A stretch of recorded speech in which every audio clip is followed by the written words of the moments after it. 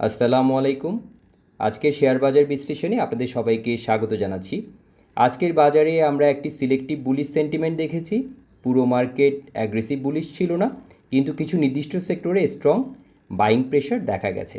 বিশেষ করে ইন্স্যুরেন্স আর textile sector আজ মার্কেটকে লিড দিয়েছে আমরা দেখেছি। অন্যদিকে মিউচুয়াল ফান্ড সেক্টর কিন্তু এখনও অনেক উইক, এটা কিন্তু সে কন্টিনিউ করছে এখনও। আজকে আমরা দেখব কোন সেক্টর মার্কেট লিড দিল, কোথায় বাইং প্রেশার ছিল, ডিসিএক্স চার্ট কী বলছে, পরবর্তী মুভমেন্ট সম্পর্কে কী বলছে আমাদেরকে সেটা দেখার চেষ্টা করব। আর ফাইনালি আমরা যেটা নিয়ে আলোচনা করব, আগামীকাল কোন লেভেল সবচেয়ে গুরুত্বপূর্ণ আমাদের জন্য। তো কথা না বাড়িয়ে সরাসরি মূল আলোচনায় চলে যাচ্ছি। আমরা কিন্তু এখানে ডিসিএক্স ইন্ডেক্সের ডেইলি চার্ট দেখতে পাচ্ছি। ভিউয়ার্স, আপনারা দেখতেই পাচ্ছেন একটা ইম্পর্টেন্ট লেভেলের উপর এখন কিন্তু এটা সাপোর্ট নিতে আমরা দেখেছি 5200 থেকে 5220-এর এই জোনটা আমাদের জন্য এখন একটা ইম্পর্টেন্ট সাপোর্ট জোন।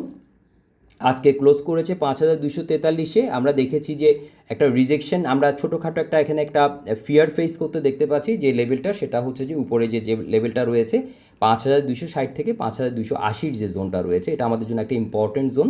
তো আমরা কিন্তু পরিষ্কারভাবে দেখতে পাচ্ছি মার্কেট ইম্পর্টেন্ট সাপোর্ট জোন থেকে রিবাউন্ড করেছে।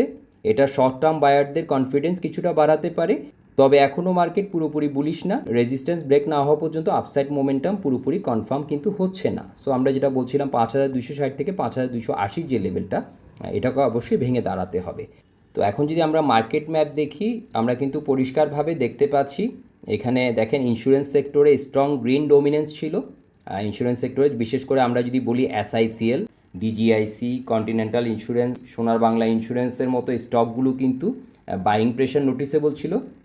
এছাড়াও কিন্তু আমরা দেখেছি টেক্সটাইল সেক্টরে স্ট্রং মোমেন্টাম দেখা গেছে। বিশেষ করে ভিএফএসটিডিএল, অ্যাপেক্স স্পিনিং, মোজাফের স্পিনিং, মালিক স্পিনিংয়ের মতো স্টকগুলো কিন্তু আমরা দেখেছি মার্কেট সেন্টিমেন্টকে সাপোর্ট করেছে। অন্যদিকে মিউচুয়াল ফান্ড সেক্টরে এখন উইক অবস্থায় রয়েছে, যেটা বলছিলাম। আমরা যদি এটার স্টকগুলোর দিকে তাকাই, দেখেন এখানে কিন্তু অনেক রেড টেরিটরিতে ক্লোজ করেছে আমরা দেখেছি। যদি এক কথায় যদি বলি, ওভারঅল মার্কেট ফ্লো দেখে মনে হচ্ছে স্মার্ট মানি এখনও সিলেক্টিভ সেক্টর রোটেশনের মধ্যে রয়েছে। তো এখন যদি আমরা টপ গেনার লিস্টের দিকে তাকাই, আমরা এখানে কিন্তু একই পিকচার দেখতে পাচ্ছি। দেখেন টপ পজিশনে মেইনলি কিন্তু আমরা দেখতে পাচ্ছি টেক্সটাইল এবং ইন্স্যুরেন্সের স্টকই ছিল। হ্যাঁ, এই যে দেখেন ভিএফএসটিডিএল, তারপরে অ্যাপেক্স টেনারি, আরডি ফুড, এসআইসিএল, আমরা কিন্তু দেখতে পাচ্ছি এখানে কিন্তু ইন্স্যুরেন্স এবং টেক্সটাইল সেক্টর লিড দিয়েছে। তো এখানে একটা বিষয় কিন্তু গুরুত্বপূর্ণ, আমরা দেখতে পাচ্ছি আজকের গেইন শুধু স্পেকুলেটিভ মুভ ছিল না, বরং কিছু স্টকে কিন্তু ডিসেন্ট ভ্যালু পার্টিসিপেশনে দেখা গেছে। এটা শর্ট টার্ম সেন্টিমেন্ট ইমপ্রুভ করতে সাহায্য করে আমরা জানি। আর এখন যদি আমরা টপ লুজারের দিকে তাকাই, আমরা দেখতে পাচ্ছি দেখেন এখানে আছে trust bank first mutual fund, তারপরে ইবিএল এনআরবি মিউচুয়াল ফান্ড, সোনালী লাইফ, তারপরে অ্যাকমিপিএল, প্রগতি ইন্স্যুরেন্স, এগুলো কিন্তু আমরা দেখতে পাচ্ছি এখানে। তো এইসব স্টক কিন্তু নেগেটিভ টেরিটরিতে ক্লোজ করেছে। এটা বোঝাচ্ছে মার্কেট এখনও পুরোপুরি ব্রড বেসড রিকভারি ফেজে যায়নি, বরং মানি কিন্তু এখনও সিলেক্টিভভাবেই সার্কুলেট করছে। তো আজকের মার্কেট সেন্টিমেন্টের সবচেয়ে গুরুত্বপূর্ণ বিষয় ছিল সাপোর্ট জোন হোল্ড করা, সিলেক্টিভ সেক্টর বাইং আর ইন্ট্রাডে রিকভারি। ইনভেস্টর্স এখনও কশাস অপটিমিজম নিয়ে মুভ করছে।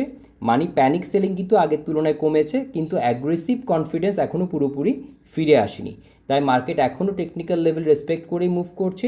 তো আগামীকালের জন্য সবচেয়ে ইম্পর্টেন্ট বিষয় হচ্ছে 5260 রেজিস্ট্যান্স জোন যেটা রয়েছে সেটাকে ব্রেক করতে পারছি কিনা সেটা দেখা। যদি মার্কেট এই জোনের উপরে সাস্টেইন করতে পারে, তাহলে শর্ট টার্ম বুলিশ মোমেন্টাম আরও ইমপ্রুভ করতে পারে। অন্যদিকে 5200 সাপোর্ট জোন ব্রেক হলে আবার কিন্তু সেলিং প্রেশার ইনক্রিজ করার একটা রিস্ক কিন্তু থেকে যাচ্ছে। তাই আগামী সেশনে সাপোর্ট আর রেজিস্ট্যান্স রিঅ্যাকশন কিন্তু খুব গুরুত্বপূর্ণ হবে আমাদের জন্য। তো আজকের বাজার বিশ্লেষণ এই পর্যন্তই।